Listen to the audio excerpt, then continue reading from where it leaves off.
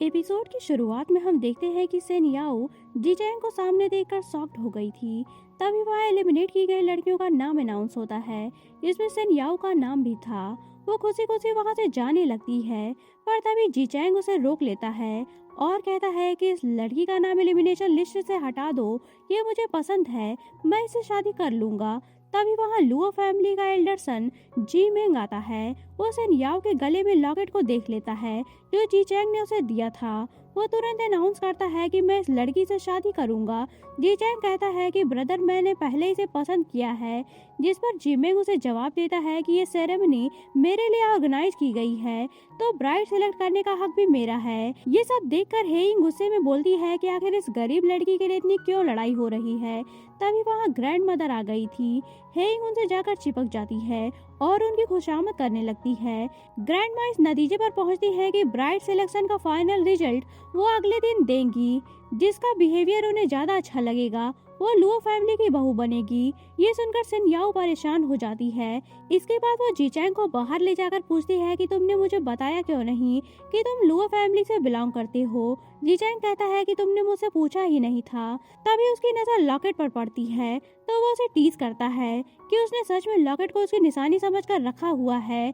इस पर सेन याओ लॉकेट निकालने लगती है, पर जीचैंग उसे ऐसा करने से रोक देता है और वहां से चला जाता है। यहाँ हम देखते हैं कि कोई दूर से उन दोनों को ही देख रहा था।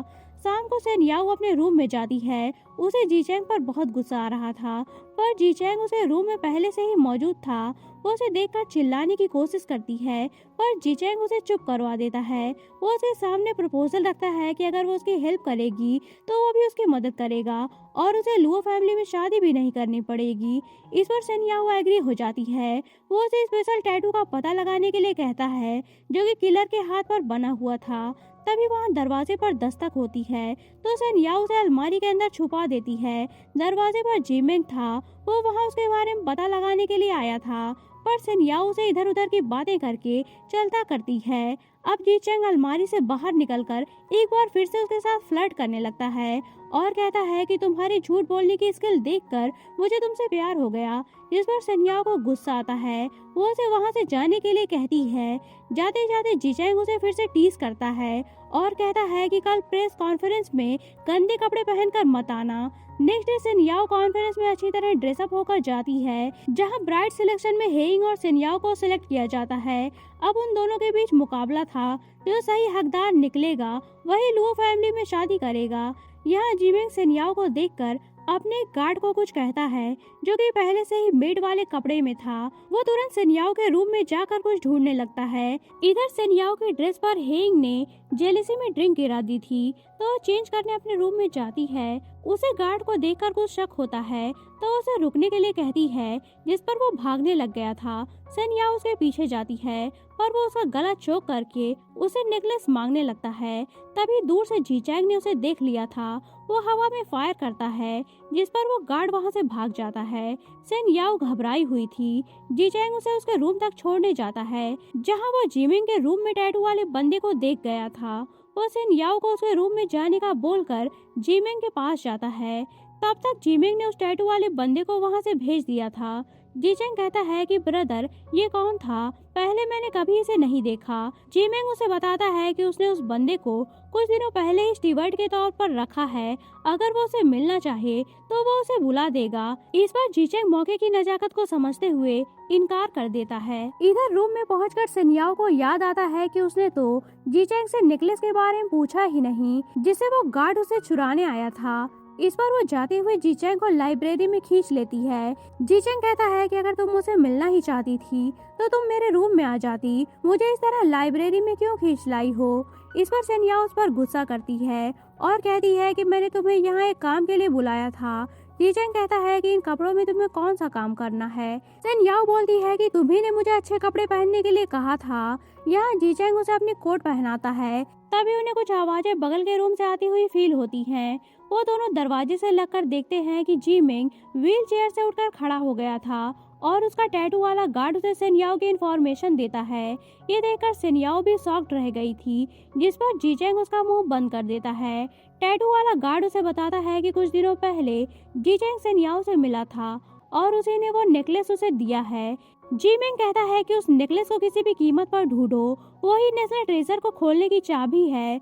इधर जीचेंग के पकड़ने से शेनियाओ बेहोश हो गई थी। वो उसे उठाने की कोशिश करता है, जिस पर जीमिंग को भी पता चल गया था कि दरवाजे पर कोई है। गार्ड दरवाजे पर चेक करने के लिए जाता है, पर इससे पहले जीचेंग शेनियाओ को लेकर खिड़की से बाहर निकल गया था। वो उसे होश मिलाता है, पर शेनियाओ उस पर नाराज होकर वहां से चली जाती है। नेक्स्ट डे खाने की टेबल पर शेनियाओ की हेइंग से बहस हो जाती है। यहाँ लुओ फैमिली के दोनों ही बेटे शेनियाओ का ही फेवर करते हैं, जिस पर हेइंग बिल्कुल जल भुन गई थी। वो मन ही मन शेनियाओ से बदला लेने का डिसाइड करती है और नेक्स्ट डे शेनियाओ को किडनैप करवा लेती है। उसे किडनैप होने की खबर जब जीचेंग को पता चली तो लोडेड गन ले जाकर सीधा अपने ब्रदर पर पॉइंट करके उसे पूछता है कि शेनियाओ कहाँ है। मुझे पता है कि उसे तुम ही ने गायब किया है। इस पर जीमेंग कहता है कि मुझे नहीं पता कि तुम ये सब कुछ क्या कह रहे हो। तुमने एक लड़की के लिए अपने भाई पर गन उठा दी। तुम अब सचमुच में बड़े हो गए हो। इतने में जीचेंग का असिस्टेंट उसे आकर बताता है कि हमें मिस शेनियाओ का पता चल गया है। जीचेंग इस पर उसके साथ चला जाता है, पर जीमेंग के दिल में बदले की आग भड़क चुकी थी। वो अपने कुछ आदमियों को ले जाकर शेनियाओ के पेरेंट्स को मरवा देता है। इधर हेइंग शेनियाओ को टॉर्चर करने आई थी, पर उसी टाइम वहाँ जीचेंग आ पहुँचता है और हेइंग के पैर पर गोली चलाकर शेनियाओ को बचा लेता है। और उसी वक्त उसका असिस्टेंट आकर बताता है कि मिस शेनियाओ की फैमिली पर अटैक करके कुछ गुंडों ने उन्हें मार डाला है। ये सुनकर वो लोग घबरा कर शेनियाओ के घर पहुंचते हैं, जहां का नजारा काफी भयानक था। हर तरफ लोग मरे पड़े थे। शेनियाओ अपने दम तोड़ते फादर के पास जाती है। उसके फादर उसे वहां से चले जाने के लिए कहते हैं, पर शेनियाओ उन्हें छोड़कर कैसे जा सकती थी। इसी टाइम वहाँ लाल टैटू वाला बंदा आकर शेनियाओ को भी स्टैब करके मार देता है। इसके बाद शेनियाओ की आंख दोबारा होटल के कमरे में खुलती है। उसे रियलाइज होता है कि गॉड ने उसे एक और चांस दिया है सब कुछ सही करने का। तभी उसके फादर का फोन आता है और उसे वो वही सब कुछ कहते हैं जो कि उन्होंने उसे पहले कहा था। वो फोन रख कर तैयार हो गई थी। इसके बाद वो जीचेंग का इंतजार करती है। उसी टाइम वहाँ जीचेंग भी आ जाता है। वो भी उससे वही सब कुछ कहता है जो कि उसने पहले कहा था। वो उसे बेड पर लिटाता है तो शेनियाओ कहती है कि जल्दी से अपने कपड़े निकालो और मुझे किस करो, वो लोग आते ही होंगे। ये सुनकर जीचेंग शॉक्ड होता है, पर उसे गुंडों से बचना था तो वो भी वैसा ही करता है। इसके बाद वो उसे पॉइजन बोलकर कैंडी खिलाता है, पर इस बार शेनियाओ नहीं डरती। वो कहती है कि मुझे पता है कि ये पॉइजन नहीं कैंडी थी। जीचेंग हैरान होकर कहता है कि तुम्हें ये सब कुछ कैसे पता। इस पर वो जीचेंग को शुरू से लेकर अंत तक सारी बातें बता देती है। जीचेंग उसे प्रॉमिस करता है कि इस बार वो कुछ भी गलत नहीं होने देगा। इधर जिमिंग का सीक्रेट गार्ड उसे आकर बताता है कि जो नेशनल ट्रेजर हमने चुराया था उसके की वाला लॉकेट आपके भाई जीचेंग ने चुरा लिया है।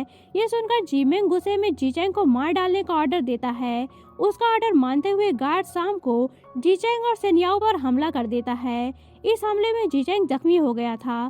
शेनियाओ उसकी ड्रेसिंग करती है। घर जाते वक्त जीचेंग इस बार फिर से लॉकेट को शेनियाओ को पहना देता है। घर पहुंचकर शेनियाओ लुओ मैंसन जाने के लिए अपना सामान पैक करने लगती है। ये देखकर उसके पेरेंट्स भी हैरान थे। शेनियाओ इस बार उस लॉकेट को पहनने के बजाय अपने सूटकेस में रख लेती है। लुओ मैंसन में एंटर करते ही उसे हेइंग मिलती है और वो इस बार भी शेनियाओ को नीचा दिखाती है, पर शेनियाओ भी कम नहीं थी। वो भी उसे ठीक ठाक जवाब दे ही देती है। तभी वहाँ जिमिंग आ गया था। वो इस बार भी शेनियाओ को सिलेक्ट करता है क्योंकि उसे पता चल गया था कि रात में जीचेंग के साथ शेनियाओ थी। शाम को जीचेंग शेनियाओ के रूम में उसे कुछ पूछताछ करने जाता है और उसी टाइम वहाँ दरवाजे पर जिमिंग के आने की आहट सुनकर शेनियाओ जीचेंग को अपने कंबल में छुपा लेती है और जिमिंग से तबीयत खराब होने का बहाना करके वहाँ से भगा देती है। पर जिमिंग कोई बेवकूफ नहीं था। उसे शक हो चुका था कि उसके रूम में जीचेंग मौजूद है। वो अपने सीक्रेट गार्ड से शेनियाओ के रूम की चुपके से तलाशी लेने के लिए कहता है, जिस पर उसका गार्ड नेक्स्ट डे उसके रूम की तलाशी लेता है, पर वहाँ उसे लॉकेट नहीं मिलती क्योंकि शेनियाओ ने उसे ब्रा के अंदर छुपा रखा था। नेक्स्ट डे जिमिंग अनाउंस करता है कि वो नेक्स्ट वीक शेनियाओ से शादी करेगा। इसके बाद वो व्हील चेयर से उठ खड़ा होता है और सबको बताता है कि अब उसके पैर भी ठीक हो गए हैं। इसके बाद वो शेनियाओ के साथ डांस करता है। इधर जीचेंग ने अपने असिस्टेंट से कहकर पहले ही सेन याओ की फैमिली को प्रोटेक्ट करने के लिए सोल्जर्स तैनात कर दिए थे। सेन याओ जिमिंग से एक्सक्यूज करके बाहर जाती है, तभी वहाँ हेइंग अपने गुंडों के साथ उसे किडनैप करने पहुंच चुकी थी। यहाँ सेन याओ खुशी खुशी अपने आप को किडनैप करवा लेती है। इस बात से हेइंग भी कंफ्यूज थी कि आखिर ये लड़की इतने आराम से क्यों किडनैप हो रही है। जीचेंग दूर से यह सब कुछ देख रहा था। काफी देर बाद वो सेन याओ को छुड़ाने जाता है। सेन याओ कहती है कि तुम इतनी देर से यहाँ पे क्यों आए हो, क्या तुम्हें मेरी कोई फिक्र नहीं थी। जीचेंग कहता है कि जब तुम मेरे भाई के साथ खुशी खुशी डांस कर रही थी तो क्या तुम्हें मेरी फिक्र नहीं हुई थी। इस पर सेन याओ चुप हो जाती है। इसके बाद दोनों हेइंग को वहीं बांध कर छोड़ देते हैं और फिर सेन याओ के घर जाते हैं, जहां जीचेंग के तैनात किए हुए सोल्जर्स ने गुंडों को मारकर उसके मदर फादर को सेव कर लिया था। पर अभी टैटू वाला बंदा वहीं छुपा था। सेन याओ जैसे ही वहां एंटर करती है वो उस पर वार करने आगे बढ़ता है, जिसे जीचेंग ने खुद पर ले लिया था। जीचेंग का असिस्टेंट उसे मुकाबला करने की कोशिश करता है, पर वो उसे भी जख्मी कर देता है। तभी सेन याओ उसे जीचेंग की गन से शूट कर देती है और जीचेंग को पकड़कर रोने लगती है। सेन याओ के मदर फादर ये सब कुछ देखकर शॉक्ड थे, जिस पर असिस्टेंट उन्हें इशारों से बताता है कि जीचेंग ठीक है, वो बस सेन याओ को परेशान करने के लिए नाटक कर रहा है। सेन याओ रो पीट कर उससे अपने प्यार का इजहार कर रही थी। इस पर जीचेंग अपनी आंखें खोलकर हंसने लगता है और कहता है कि जो कुछ तुमने अभी कहा है उससे मुकरना मत। इस पर सेन याओ उस पर गुस्सा करती है। नेक्स्ट सीन में हम देखते हैं कि सेन याओ जीचेंग की ड्रेसिंग कर रही थी। वो अब भी उसे नाराज थी। जीचेंग उसे मनाने की कोशिश करता है। वो सेन याओ से उसके पेरेंट्स का पूछता है। सेन याओ कहती है कि मुझे नहीं पता। इस पर जीचेंग उसी हाल में ढेर सारी गिफ्ट्स लेकर उसके पेरेंट्स के घर पहुंच जाता है। उसके पेरेंट्स ठीक ठाक थे, लगे हाथ वो उनसे अपने रिश्ते की बात भी कर लेता है। सेन याओ के पेरेंट्स कहते हैं कि हमने अपनी बेटी का रिश्ता तुम्हारे बड़े भाई से तय किया था, जो कि लुओ फैमिली का हेड है। हम तुम्हारे साथ इसकी शादी नहीं कर सकते। इस पर जीचेंग उन्हें सोने से भरा एक बॉक्स देता है, तो वो दोनों भी इस रिश्ते के लिए एग्री हो जाते हैं। इधर जिमिंग का एक गार्ड उसे आकर बताता है कि सेन याओ के पेरेंट्स को मारने के लिए उनके जितने गुंडे गए थे वो सभी मारे जा चुके हैं और लॉकेट का भी कुछ पता नहीं है। ये सुनकर जिमिंग गुस्से से भर गया था। वो तुरंत अपने कुछ आदमियों को लेकर अपनी ग्रैंड माँ को होस्टेज बना लेता है। यहाँ हमें पता चलता है कि वो लुओ फैमिली का एडॉप्टेड सन था और उसने ढेर सारा पैसा कमाने के लिए गलत रास्ते चुन लिए थे। इतने में वहाँ जीचेंग आता है, पर क्योंकि जिमिंग ने ग्रैंड माँ को होस्टेज बनाया था तो वो भी मजबूर हो जाता है। जिमिंग कहता है कि तुम मुझे लॉकेट दे दो वरना मैं तुम्हारी ग्रैंड माँ को मार दूंगा। इतने में वहाँ लड़ते झगड़ते हेइंग और सेन याओ भी आ गई थी। जिमिंग हेइंग को उसका साथ देने के लिए कहता है और उसे पहले ही जीचेंग के सोल्जर ने उसे गन पॉइंट पर ले लिया था। जीचेंग कहता है कि अब तुम भाग नहीं सकते, तुम्हारे सारे साथी मारे जा चुके हैं, अब तुम भी नहीं बच पाओगे। उसकी इस बात पर जिमिंग ग्रैंड माँ को मार देता है और सेन याओ को होस्टेज बना लेता है, पर सेन याओ किसी तरह खुद को छुड़ा लेती है। जीचेंग उस पर गोली चलाता है तो वो अपना बचाव हेइंग से करता है, जिससे वो भी मारी जाती है। ये देखकर सभी शॉक्ड रह गए थे। जिमिंग वहाँ से इस मौके का फायदा उठाकर भाग जाता है। नेक्स्ट सीन हमें कुछ दिनों बाद का दिखाया जाता है। जिमिंग अभी भी पकड़ा नहीं गया था। सारे शहर में उसकी फोटो लगाई जा चुकी थी। सेन याओ और जीचेंग उसे पकड़ने का एक प्लान बनाते हैं। वो दोनों मार्केट में घूमने के बहाने जाते हैं। सेन याओ ने लॉकेट को पहन रखा था। जिमिंग छुपकर उन पर नजर रखे हुए था। सेन याओ लॉकेट निकाल कर जीचेंग को देती है। इसी टाइम वहाँ जिमिंग लॉकेट लेने के लिए उन पर हमला कर देता है, पर इस बार जीचेंग ने उसे मार दिया था। वो ऐसा करके सैड फील करता है, क्योंकि जिमिंग चाहे जैसा भी क्यों न हो वो था तो उसका भाई ही। इसके कुछ दिनों बाद जीचेंग सेन याओ को भी रोमांटिक अंदाज में प्रपोज करता है, जिस पर सेन याओ भी एग्री हो गई थी। इसी के साथ ये स्टोरी यही एंड होती है। तो दोस्तों, आपको ये कहानी कैसी लगी मुझे कमेंट बॉक्स में जरूर बताइएगा, और अगर आपको ये वीडियो पसंद आई हो तो इसे लाइक करके चैनल को सब्सक्राइब भी कर लीजिएगा। तो मिलते हैं नेक्स्ट वीडियो के साथ, तब तक के लिए take care and good bye.